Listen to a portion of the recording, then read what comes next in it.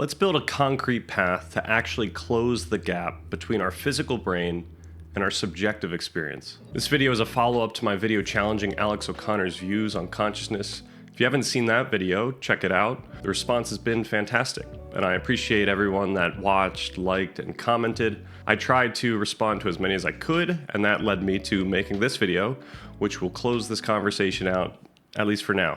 To briefly recap, we discussed a contemporary neuroscientific interpretation of homeostasis, which gives a powerful perspective for why consciousness arose and how it functions to regulate life and survival. As we pointed out, this does not completely solve the hard problem of consciousness, specifically failing to address how our underlying biology directly causes our conscious experience. While homeostasis explains why feelings arose, it doesn't necessarily explain why it intuitively feels the way it does. In this video, we'll further explore a pragmatic path to solving the hard problem, one that attempts to deal with the gap using our current understanding of neuroscience. So, why neuroscience? In the conclusion of the previous video, we made a crucial pragmatic argument. I am not arguing for what is true in some absolute ontological sense. I'm arguing for what is the most plausible, promising, useful, and communicable pursuit. I'm not trying to say that a physicalist interpretation is certainly right,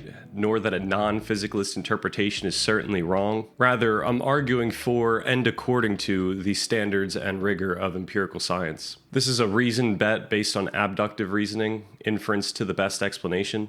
We aren't assuming physicalism, we are deriving its high plausibility from the mountain of existing evidence and what that evidence logically implies. Let's quickly go over some of the previous video's main takeaways, which will help ground this discussion. Some of the strongest evidence for non-physicalist interpretations of consciousness is actually empirical, in the sense that there is widespread cross-cultural reporting of profound, expansive, and spiritual experiences. However, as we discussed in the previous video, we have discovered strong neural correlates for these exact experiences. These neural correlates, particularly involving alterations in the default mode network and global brain connectivity, explain why these experiences feel especially emotional, overwhelming, and open, and thus why people would report similar experiences. For example, when the DMN, which usually acts as a self-regulating filter, loosens its grip, information begins to flow more freely. Sensory and emotional signals surge upwards, and brain regions that rarely communicate start interacting, which results in intuitive, vivid, and novel experiences. To be clear, these mechanisms are not fully understood.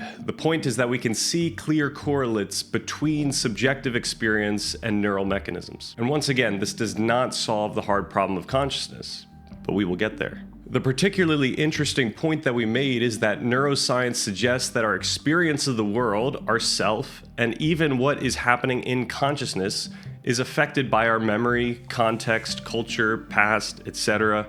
In this framing, our understanding predisposes us to experience the world in certain ways. Since, as we highlighted, our experience of meaning comes with an affective feeling of certainty, it feels as though what is in our conscious awareness is objectively true, even though we all know that many of our thoughts turn out to be incorrect. I like to say that we each have a subjective experience of an objective world, a world that feels objective, yet isn't a representation of some transcendent, absolute truth. I'll do a whole video on this soon, so subscribe if you're interested. So we can draw a crucial logical conclusion that will prime the spirit of this video. No matter what we explicitly think our experience feels like, we cannot discount how much that feeling is shaped by our brain's learned model of what consciousness is and what it should feel like. Because neuroscience provides a plausible mechanistic explanation for the brain states that correlate with these experiences of certainty, meaning, and spirituality, we have a physicalist account for how these experiences arise. Therefore, we cannot accept alternative non-physicalist theories that begin with the content of those subjective intuitions as a foundational metaphysical premise. To be clear, these are pragmatic, prescriptive arguments, not moral, but normative, pointing to the very standards of science, logic, and semantics to which we are committed. This is why I use the wording, we can or cannot say this, or we should not say this, rather than this is true and right, or this is false and wrong. We can say that a non-physicalist view like panpsychism is possible. We're allowed to say that.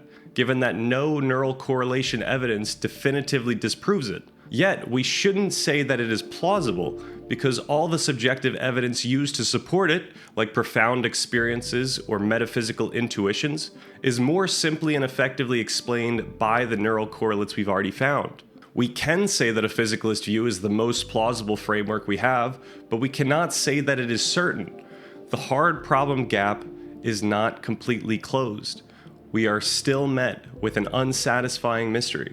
And I want to emphasize that I'm not trying to be dismissive of non-physicalist and especially spiritual accounts. Except for their ontological conclusions, I believe that these offer profound value for making sense of our felt experience, and we will explore these topics thoroughly on this channel. So let's get into it.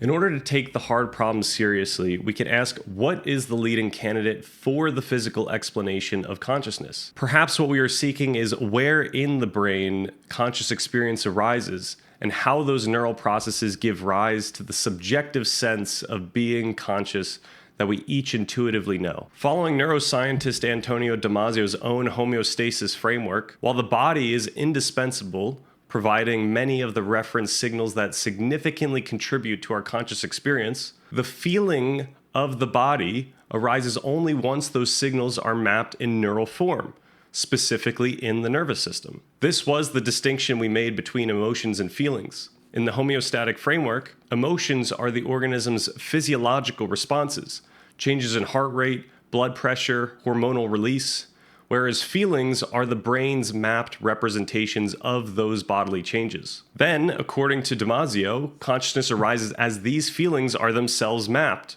when the organism forms meta-representations of its own body state mappings, giving rise to subjective experience. So this suggests that we should look to the brain. But how can we validate this?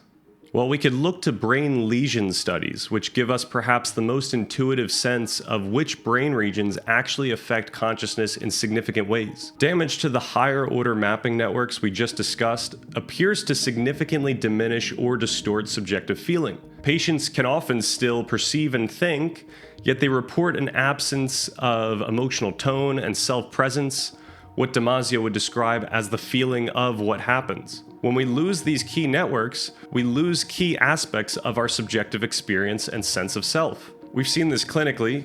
Children who are born with a brainstem but almost no cerebral cortex still show signs of basic pleasure and distress. This strongly implies that the brainstem alone can support a rudimentary form of conscious feeling. We can think of this condition as an inverse philosophical zombie.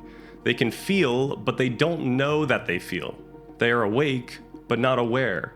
There is no reflection or narrative self. In contrast, damage to the neural circuits that sustain arousal and perception abolishes consciousness altogether, putting us into coma or vegetative states. Thus, in each of these cases, what we intuit as self-consciousness is gone.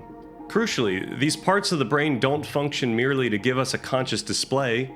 They are crucial catalysts for many downstream mechanisms. Damasio found that damage to these key homeostatic structures also disrupts temperature, blood pressure, and hormonal balance. We lose not just awareness, but also physiological regulation, motivational coherence, and in many cases, the ability to survive. The point is, as soon as you alter the brain enough to eliminate consciousness, you also alter its physical structure and dynamics, and therefore its behavior. So we cannot remove these and still behave as some sort of philosophical zombie. We can complement these findings with lesions that don't eliminate consciousness but affect it in significant ways. These cases include patients ignoring half of the visual world, believing a familiar face is an imposter, finding that one hand acts on its own accord, and even believing that one is dead despite being fully awake. And of course, we know that damage to large regions of the body, even the loss of sensation via spinal cord injury,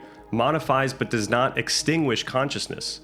These scenarios remind us that consciousness can fracture in highly specific ways, yet awareness can persist while its contents, coherence, or ownership dissolve. Thus, we start to get a sense of which parts of the brain are indispensable for consciousness, but we still have not discovered where consciousness truly resides, nor what mechanism actually makes it happen. It's certainly possible that these critical regions merely activate other regions that actually produce consciousness. This brings us to a leading candidate for helping us fill the gap. Neuroscientist and fellow Stanislas Dehaene has been developing the global workspace theory, which shifts the focus to considering what mechanism makes specific information conscious. In this framework, consciousness emerges as information becomes globally available across a distributed network, allowing various functional systems to access it simultaneously. Here's the full functional picture. Though it's important to note that this is a simplified model, the underlying neural mechanics are vastly more complex. At any moment, various specialized unconscious processors, so for vision, language, memory, emotions, they're processing information in parallel. We respond reflexively to these, but we aren't aware of them. Within each of these systems, information competes for access to the global workspace.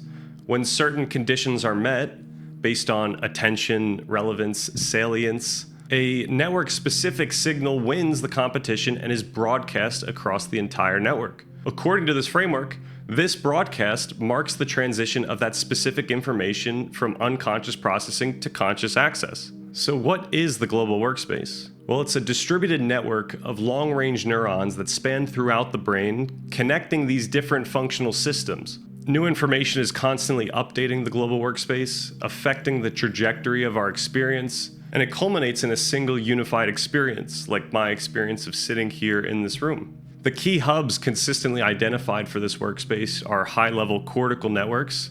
This fits our intuition that our advanced conscious experience arose with the cortex, as these hubs are precisely the areas associated with executive decision-making, attention control, and sensory integration. The word workspace highlights the shared field of reciprocal access among these specialized systems. Functionally, this means that each network, whether for language, memory, or emotion, can read the shared information, translate it into its own internal language, and then write that process result back to the workspace. For example, once information is broadcast, language areas might produce candidate word labels for it, emotion systems might evaluate its salience, memory systems might retrieve related associations, and motor systems might prepare possible actions in response. Let's walk through an example. Think about when we scan a room. Our visual networks are active, but our semantic and linguistic systems might not be consciously involved. We have perception without noticeable linguistic labeling. Then we pause and reflect on what we're looking at, and the words appear in our mind.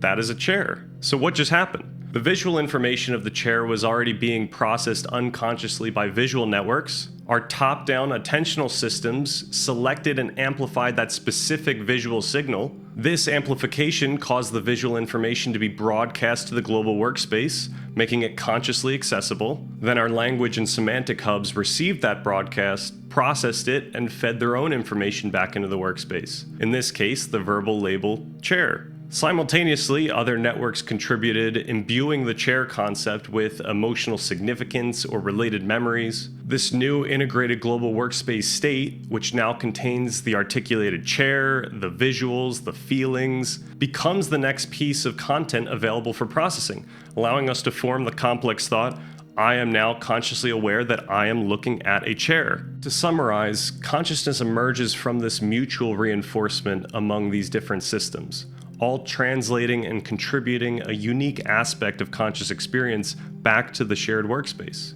Language provides another intuitive example of this. We usually think of language as one system, but this framework shows that it's really a collection of specialized processors for word retrieval, semantic meaning, and motor planning, each contributing a different aspect of the experience. A function particularly relevant to conscious meaning is linguistic self-monitoring. This is the system that allows us to hear ourselves think. It's essentially the workspace accessing the output of our other language systems, which forms the inner monologue we experience as our thoughts. Without this monitoring component, we might still generate words, but we wouldn't be able to consciously reflect on them as words, let alone as our words. This distinction explains the "a word on the tip of my tongue" feeling. Similarly, speaking without thinking occurs when a motor action proceeds without a full reflective broadcast. These are just those different systems contributing to the workspace with different timings and strengths. To go full circle, the global workspace framework provides the mechanism behind what Damasio describes as mappings of mappings. When our language system reads a visual broadcast and writes a chair label back,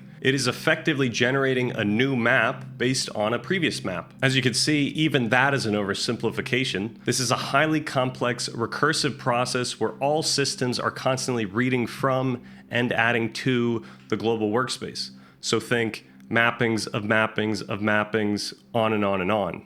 Now, we could wonder whether one of these downstream consumers is actually the source of consciousness. However, there isn't a single downstream network or region whose lesion uniquely abolishes consciousness across the board. So we can conclude that the brain isn't a system where a signal is propagated out to different output systems akin to a movie being distributed to a screen, surround sound speakers, etc. If we ask what directly results in consciousness, the answer can't be a single neural event or location. Evidence increasingly suggests that it is the dynamic coordination of distributed neural activity, a process through which information becomes globally available and causally efficacious within this self-sustaining recursive loop. Now, the global workspace theory is powerful because it is practical and predictive. It gives us a testable model of consciousness as a dynamic distributed process. A separate group of neuroscientists developed a measure called the perturbational complexity index, which is based on a simple, brilliant principle. When you perturb the brain, so give it a little push, how complex and integrated is its response? The method is straightforward. Apply a brief, safe pulse of transcranial magnetic stimulation and capture the resulting brain activity via a high-density EEG. Then measure how widespread, differentiated, and structured that response is. In other words, how many regions interact and how complex those interactions are. The results are in line with the global workspace model. High PCI, so a complex widespread echo, is found in awake, conscious individuals. It is also high during REM sleep and, crucially, patients who are paralyzed yet still conscious. Conversely, low PCI, a simple local echo, is found in dreamless sleep, deep anesthesia, and vegetative state comas. And when you apply this pulse to a brain that's clinically dead, there's no response at all. A nice analogy for this: a conscious brain acts like a resonant bell. A small tap triggers rich, complex, and long-lasting reverberations that spread across the entire structure. An unconscious brain is like a damped piece of wood. You hit it, and the signal just dies locally with a dull thud. Ultimately, PCI gives us a way to see the functional capacity of the global workspace in action, distinguishing a brain that can currently integrate information globally from one that cannot. So we now must ask, how does this neural activity result in our intuitive subjective experience? If we want to understand how neural activity gives rise to subjective experience, we first need to understand what this activity actually is. What, if anything, could count as the atom of consciousness? At the most fundamental level, neural activation is the firing of many interconnected neurons, specialized cells that communicate through brief electrical impulses called action potentials. An action potential is an electrochemical event. A neuron suddenly changes its internal voltage by exchanging charged ions across its membrane, sending a rapid pulse forward, which will affect whether other neurons in its path fire. Each pulse lasts only a millisecond or two, and in isolation, it carries no meaning beyond that single change in charge. So even though neurons are made up of molecules, atoms, subatomic particles, activation happens at this holistic level. We can't say that all matter is conscious, nor can we say that the molecular structure of a neuron is consciousness. Consciousness isn't built from the substance of neurons. It arises from their patterns of activation, from how these tiny pulses are orchestrated across vast networks that continually excite, inhibit, and synchronize with one another. Each action potential on its own doesn't mean much, but when thousands or millions of neurons fire together in precise patterns, some firing slightly before others, some holding back, those patterns form the communication of the brain. This is what actually encodes the content of an image you see, or the sound of a word, or the meaning of a sentence. Now, the full story is a little more complicated. When we think about brain waves, it's easy to picture the smooth ripples of electricity flowing across the brain. That's what we often see in brain scans. colorful patterns of waves that change slightly over time. But here's the tricky part. Those waves aren't the action potentials themselves. What those scans are really showing are field potentials, the large-scale electrical fields created when thousands of neurons become slightly more or less excitable together. Think of them as fluctuations in readiness. They set the stage for which neurons are more likely to fire and when. In other words, these fields modulate the probability and timing of action potentials. When the local field rises, neurons in that region are more excitable, meaning they'll fire more easily and often. When it falls, they become inhibited, less likely to fire at all.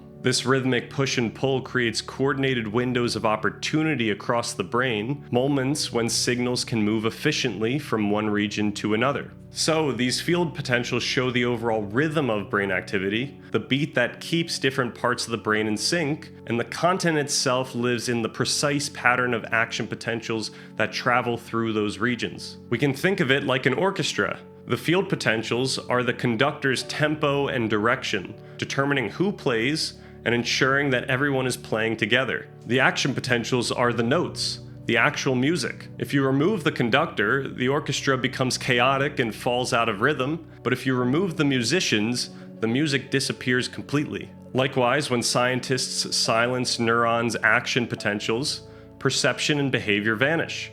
The slower field potentials, like the residual hum of the concert hall, may persist, but without action potentials, no organized sensory experience or action emerges. Together, this interaction between structure and activity, between timing and content, is the foundation of neural communication. And it's within this coordinated dynamic that consciousness, as we experience it, begins to take form. So consciousness clearly doesn't arise from one neuron firing or even a single cluster.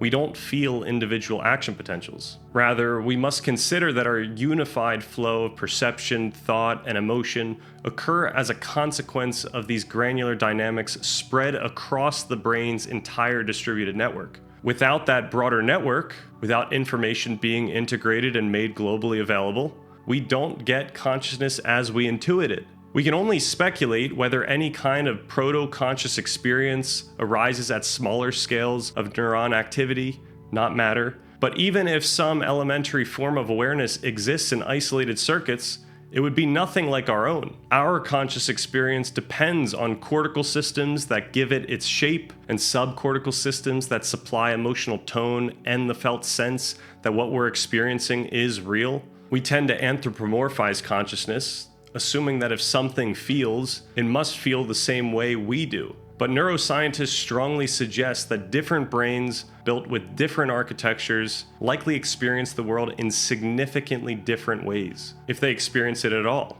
This is where these neuroscientific frameworks become so powerful. When we consider what kind of consciousness a species might have, we can look directly at the structure of its nervous system, how distributed its communication networks are, and how much information can circulate globally. This is what leads Damasio to propose that many animals feel, even if they don't understand what they feel, experiencing emotion without reflective awareness. Of course, those feelings would be vastly different from our own. We can only approximate them and probably fall short in doing so. Still, from an ethical standpoint, I'd argue that it's better to err on the side of compassion. Even if we can't be certain whether animals suffer in the same way we do, the cost of being wrong is far too high.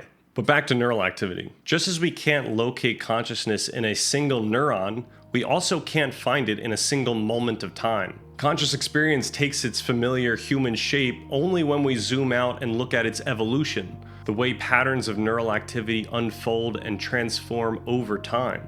We just mentioned field potentials, those rhythmic waves sweeping through the brain, creating patterns of excitability. At any given moment, different regions of the brain fall into slightly different rhythms. Some areas are in phase with one another, meaning their excitability peaks at the same time. Others are out of sync, with their rhythms offset or even opposed. This coordination determines which regions can effectively exchange information with each other. Sometimes, regions fall into a particularly stable configuration where their rhythms line up and temporarily lock together. When that happens, information can circulate smoothly between them for a brief moment before fading. We can think of this like the brain settling into a temporary groove, a coordinated state that keeps a pattern of information active just long enough to influence both of the connected networks it bridges. This is, mechanistically, how distinct brain systems communicate with the global workspace, by falling into sync long enough to share and stabilize what's being represented. Over time, the chemistry inside neurons, the feedback between regions, and the constant stream of new sensory input gradually push the system toward new patterns. The sequence of these changing patterns forms what neuroscientists call a neural trajectory, the path that the brain's activity traces through its vast space of possible states. As these patterns shift in the global workspace, so does our experience. A new perception takes hold, a thought fades, attention moves somewhere else. The path is the stream of consciousness, a continuous unfolding of the brain's dynamics through time. The phenomenal now, that lived sense of the present, lives only a few hundred milliseconds before being replaced by the next. This continual changing of coordinated states is what gives consciousness its temporal and progressive shape. Our awareness emerges from the evolution of patterns, from the way one moment of coordination gives rise to the next, building on what came before. As previously discussed, this trajectory is constantly shaped by the dialogue between specialized systems like perception, memory, language, emotion, affecting what is next represented and how it is experienced. Philosophy and religion have long pointed out that we experience the world as a story, a narrative that moves through time. Declarative memory, the kind we can recall and describe, is built as we live through experience. And as we discussed in the previous video, remembering is a retrospective, reconstructive process. We describe this flow in words, in sequence, this thought, then that feeling, then that image. However, this mechanistic exploration suggests that we can't think about consciousness as if it's a movie. It's not a discrete sequence of low-dimensional frames, nor a computer processing step-by-step code. Its information isn't stored in binary bits, but in ever-shaping relationships, in how the timing and strength of signals evolve together, shaped by all sorts of dynamics that are far too in the weeds for this video. Instead, we can think about the brain as an analog system. In an analog system, change is continuous rather than discrete. There isn't a fixed number of possible states, there's an effectively infinite range of possibilities, just like there's an infinite set of numbers between 0 and 1. A simple example of an analog system is sound. When you pluck a guitar string, it doesn't jump between preset notes. The vibration of the string can take on any frequency within a continuous range. Each possible frequency is just one of infinitely many along a smooth spectrum, which is why we need to tune the guitar. The brain works in much the same way. Its activity doesn't move in stepwise jumps, but flows through a vast, high-dimensional space of possible configurations. As different neural systems broadcast, synchronize, and fade, the global workspace shifts its shape continuously, never quite repeating, never exactly the same. The main point here, why we took all this time to build up this explanation of neural activity, if consciousness unfolds through time, and if the underlying mechanism is fundamentally continuous, then it becomes nearly impossible to point to any single atom of experience. There is no single frame, no single spark, no single place where consciousness is. Only within this ceaseless, coordinated motion of distributed neural activity do we find what we call conscious experience. At this point, we've traced consciousness down to the level of coordinated neural activity. But even with all this, the mystery remains. How does the continuous coordinated activity of billions of neurons, these tiny cells exchanging charged ions and releasing chemical signals, become what we feel as experience? Is there something inherently special about the medium itself, about electrochemical signaling, that allows information to be experienced? Or is consciousness simply what happens whenever information is integrated and self-referential in highly specific ways, no matter the physical substrate? Ultimately, we now have a clearer picture of the underlying dynamics, a recursive system that integrates information about the world and about itself, shaping perception, memory, and attention into one evolving process. Yet, that still leaves a significant gap between a description of what that system does and the experience of what it feels like to be that system. But before assuming that this is an unbridgeable gap, we need to ask what kind of gap we're really dealing with. What are the implications of a system that provides the very means with which it must describe itself? If consciousness arises from a process that is constantly modeling and remodeling itself, then perhaps the mystery we confront is itself a product of that recursion. Okay, let's consider the ontological takeaways of the system we just laid out, and what it might mean for how we understand consciousness. Most profoundly, our physicalist picture implies that even our experience of meaning is a product of this integrated yet distributed system. Regardless of whether the essence of consciousness, whatever that could mean, comes from neural activity or some unaccounted for ingredient, as long as it does not contradict the functional mechanisms of the brain, it does not affect the contents of our conscious experience. In other words, even if consciousness had a hidden dimension, its expression would still depend on the brain's physical organization. We often call these neural patterns correlates because we can't yet describe the full physical mechanism. But we do understand how physical mechanisms functionally cause aspects of subjective experience. For example, when we stimulate the brain's fear circuit and a patient consciously feels fear, we can say that the action caused the experience of fear rather than merely correlated with it. Thus, we can say that the meaning we experience, explicit or acted out, is functionally caused by the coordination of our memory, salience, affective, and autonomic systems. Introspection itself is a process within the workspace. Our linguistic, affective, and conceptual systems contribute to interpretations of external and internal stimuli, as well as consciousness itself. The result is fundamentally subjective, even though, as we mentioned, our experience of the world feels certain. This reveals that what phenomenology explores is already a translated interpretive construct, a product of the very mechanism it tries to describe. The philosopher Martin Heidegger captured this intuition by describing his own ontological work as a hermeneutic phenomenology, explicitly expressing the idea that phenomenology is not a neutral observation of phenomena, but an interpretive, self-reflective inquiry into the meaning of being, where interpretation, hermeneutics, and appearance, phenomenology, are inseparable. We always already stand within interpretation. There is no view from nowhere. We can say that consciousness is the source of each individual's unique ontology, the source of all meaning for them. However, we cannot say that anyone's unique experience directly pertains to some external absolute truth. We may share a similar biology, but each person's nature and nurture differs enough such that these experiences are different meaningfully. Similarly, our interpretation of consciousness today radically differs from humans from 5,000 years ago. The conceptualization of a hard problem of consciousness was afforded by a scientific culture capable of distinguishing mind from matter in the first place. So, any conceptualization we have, even about consciousness itself, is fundamentally speculative and contingent. In the same way that we don't experience the physical world directly, we don't experience consciousness directly. And crucially, this means that we cannot rely solely on intuitive,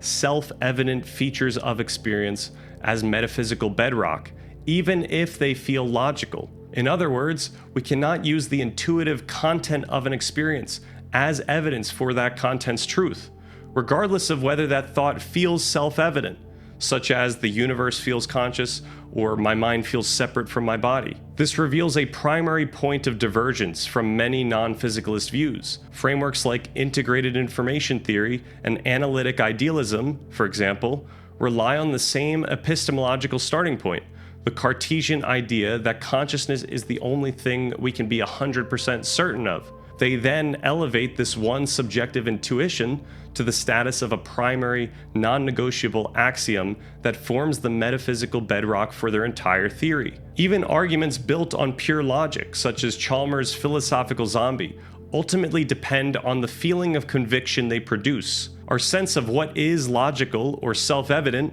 is not a pure window into truth, but a complex affective and cognitive state produced by our underlying physiology, shaped by our memory, language, and cultural context. This naturally leads to a crucial question. If all our convictions are contingent brain states, why should we privilege the conviction we feel for the scientific, physicalist framework over any other? The pragmatic answer must lie in a discernible heuristic. We cannot trust a raw, unvetted intuition, but we can trust the specific conviction that arises when a framework compellingly communicates its own alignment with our internalized standards for logic and evidence.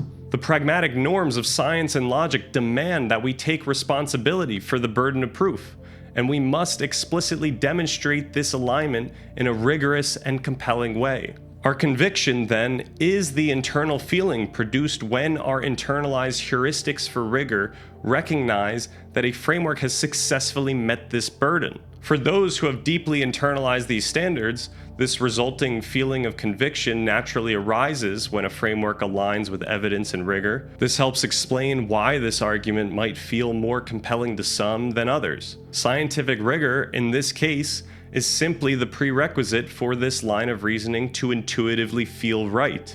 Of course, this begs the much larger question of why we should privilege these norms of science and logic in the first place, which is a crucial and fair point that I'll explore in a future video. That said, we ultimately operate on the presupposed norms that our framework must remain accountable to evidence and predictive success, even if they are fundamentally interpretive constructs. The scientific picture of consciousness may still be incomplete, but its strength lies in being empirical, falsifiable, and open to revision, rather than resting on what merely feels self-evident. Notably, the standards of science and logic do not necessarily entail a physicalist framework of consciousness, even though they strongly suggest it. If someone wanted to prove that the physicalist framework is wrong, they'd simply have to do it through the same empirical pathways that physicalism currently relies on.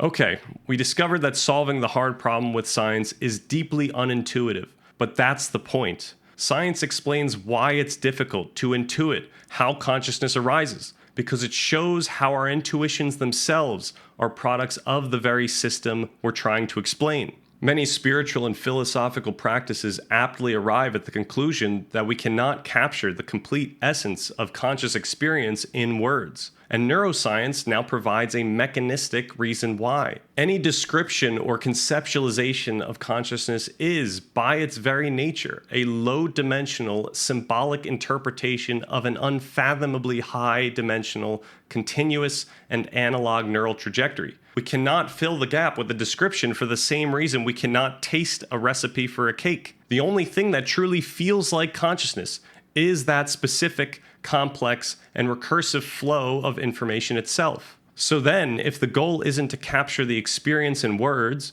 perhaps we should reevaluate what we want from an explanation. Instead of seeking a description that equals that feeling, which neuroscience suggests is impossible, maybe what we're looking for is a conceptual framework that makes the existence of that feeling no longer feel mysterious or paradoxical. Pragmatically, the path to this new conceptual framework is to break the hard problem into many tractable, easy problems. This unified approach means better conceptualizing our underlying neural processes by tracking how specific contents become conscious, determining which aspects are necessary for feel versus report, and continuing with lesion and perturbation studies. For example, neuroscientist Anil Seth, who advocates a predictive processing view of consciousness, argues that by fully solving what he calls the real problem, explaining all the phenomenal properties of experience, such as why the experience of red feels different from jealousy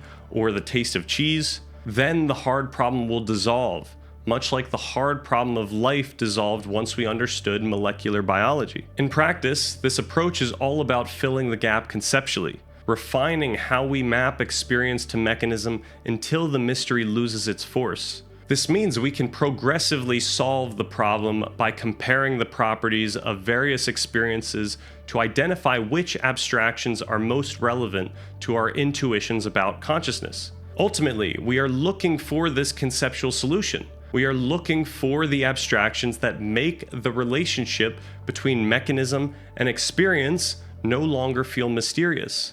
That is partly what I attempted to do with this video. Now, I know it sounds like I'm dismissing the felt reality of the hard problem and only looking to answer easy problems. The point I'm trying to make here is precisely about the felt reality of the hard problem. Notice how when you think about the hard problem of consciousness, like literally right now, that it feels logical, it feels mysterious. You feel a powerful sense of certainty that the gap is real and unbridgeable. But that feeling of certainty is a product of our brain's interpretive processes, just like any other feeling. What we are looking for is a conceptualization that is comprehensive enough to make the relationship between mechanism and experience no longer feel mysterious or paradoxical. It's not as if the hard problem is some external objective gap in the world that we have to fill.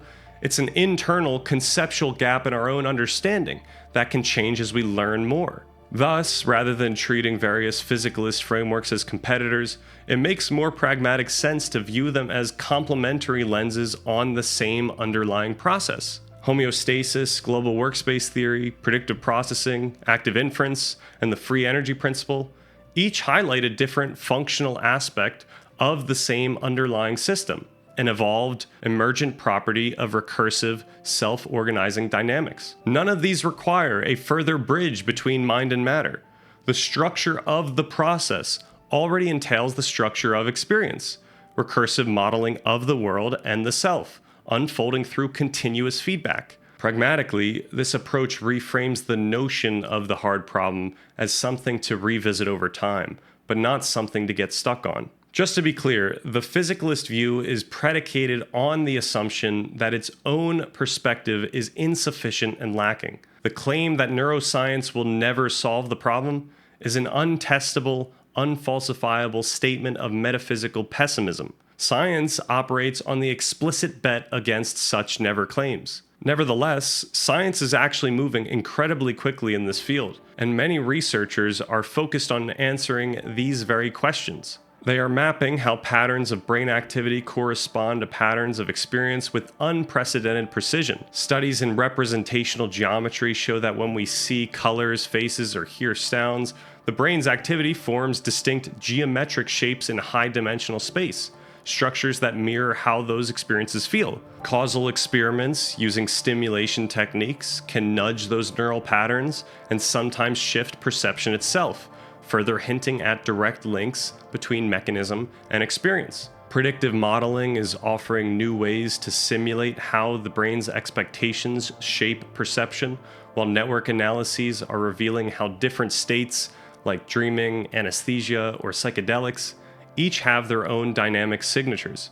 Even interoceptive research is connecting the rhythms of the body, so the heartbeat, breath, and internal chemistry, to the feeling of presence itself. Consciousness research is becoming a deeply interdisciplinary science, part neuroscience, part physics, part computation. It's less about finding a single answer and more about tracing the intricate patterns that make experience possible.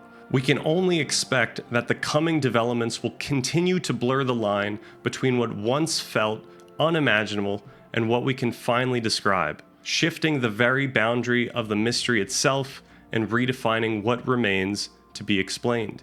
Okay, before we close out, I want to make one last pragmatic argument, especially as it relates to this channel. While it's nice to seek closure on the mysteries of consciousness, we do have a sufficient understanding on the matter to continue with the central topics of this channel, achieving a sense of freedom, leveraging that agency to identify and pursue our goals, and ultimately to pursue a meaningful and rewarding life. We have the capacity to deliberately direct our own attention, afforded by our own culturally contingent self-understanding, an understanding that we can reflect on at any moment. And this deliberate reflection affects our neural activity, physiology, behavior, and perhaps most importantly, our future experience and understanding. By knowingly engaging in this reflective practice, we can gain a feeling of freedom within our lives. If this is something you find interesting, we'll be discussing it soon on this channel, so make sure to subscribe. Okay, admittedly, I am now burnt out on consciousness.